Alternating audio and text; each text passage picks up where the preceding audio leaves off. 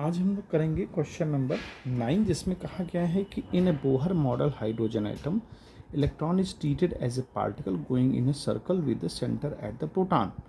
The proton itself is assumed to be fixed in an inertial frame. The centripetal force is provided by the Coulomb attractions. In the ground state, electron goes round the proton in the circle of radius.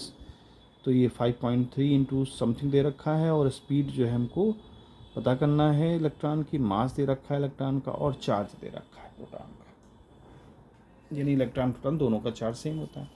तो चलिए हम लोग इस question को करते हैं.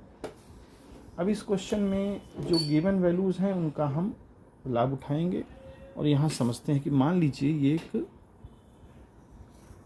Bohr model है जिसमें प्रोटॉन बीच में होगा और इलेक्ट्रॉन चक्कर लगा रहा है. अब चूंकि हम जानते हैं प्रोटॉन पर पॉजिटिव चार्ज होता है, इलेक्ट्रॉन पर नेगेटिव चार्ज होता है, तो इन दोनों के बीच में एक अट्रैक्शन फोर्स काम करेगा, कूलॉम्स अट्रैक्शन फोर्स. वो क्या होता है 1/4 पाई एप्सिलॉन नॉट, और दोनों का चार्ज चूँकि सेम ही रहेगा तो Q इंटू क्यू स्क्वायर, और डिस्टेंस ये जो होगी रेडियस हो जाएगी. और यही कूलॉम फोर्स हमको क्या देगा, necessary centripetal force to make the circular path. और प्रोटॉन को हम इनर्शियल फ्रेम में मान लें, हालांकि प्रोटॉन और इलेक्ट्रॉन दोनों ही आपस में जो है अट्रैक्टिव हैं, और प्रोटॉन को यहाँ पर उसने क्वेश्चन बोल दिया है कि इसको इनर्शियल फ्रेम में मानिएगा, यानी कि प्रोटॉन को हम रेस्ट में मान सकते हैं यहाँ पर. तो अब देखिए यहाँ पर इस चीज़ की वैल्यू हमारी क्या हो जाएगी 9 इंटू 10⁻9, और Q की वैल्यू 1.6 इंटू 10⁻19 स्क्वायर. रेडियस हमको दे रखी है क्वेश्चन में, रेडियस दी है 5.3 इंटू 10⁻11 मीटर.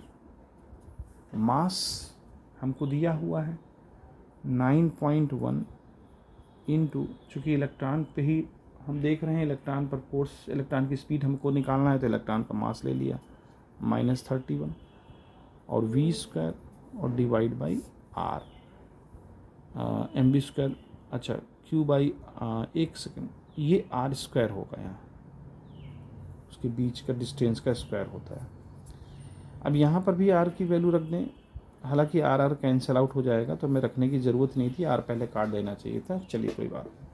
अब ये पूरी वैल्यू एक कैंसिल आउट हो जाएगी तो क्या बनेगा 5.3 इंटू 10⁻11 और 9 और इंटू 16 1.6 इंटू 2 टाइम्स, और ये 19 है तो 19 का 38 हो जाएगा, 38 10⁻38, और +9 है तो यहाँ +9 आ जाएगा, इज इक्वल टू 9.1 इंटू -31 और v स्क्वायर.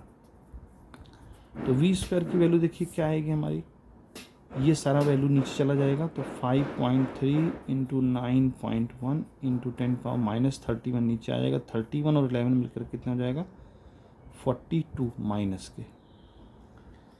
अब ये हमारा जो है पार्ट नीचे आएगा 9 1.6 1.6 और 38 में से 38 में से, तो ये बनेंगे हमारे -28 नहीं 29 -29, ठीक है 29 और 9 38 हो जाएगा तो -29.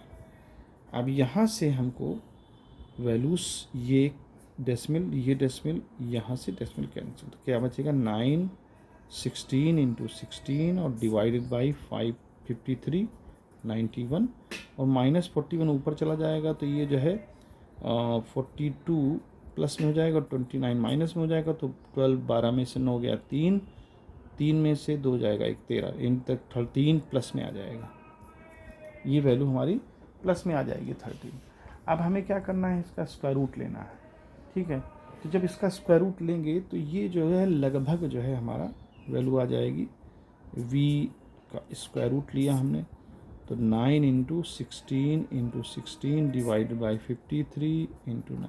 अब इसको सॉल्व कर देंगे, 13 को बना लो 14, तो तभी इसका स्क्वायर रूट बाहर आ जाएगा. तो 10 का मल्टीप्लाई कर दो ऊपर और 10 का मल्टीप्लाई कर दो नीचे, तो इससे फ़ायदा क्या होगा, 13 1 14 मिल जाएगा, तो 10 की पावर 7 बाहर आ जाएगा, ठीक. ठीक है, और 16 का एक 16 बाहर आ जाएगा, 9 का भी 3 3 या 9 आ जाएगा।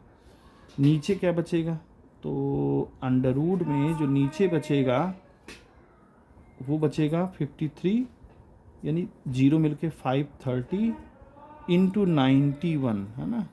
अब इसको सॉल्व कर लेंगे तो ये लगभग जो v की वैल्यू है 2.2 समथिंग आ जाएगी और 10⁻6 आ जाएगा। तो यानी v की वैल्यू 2.2 इंटू 10⁻6 मीटर पर सेकेंड आ जाएगी। तो इस तरह से इस क्वेश्चन को हम सॉल्व कर लेंगे।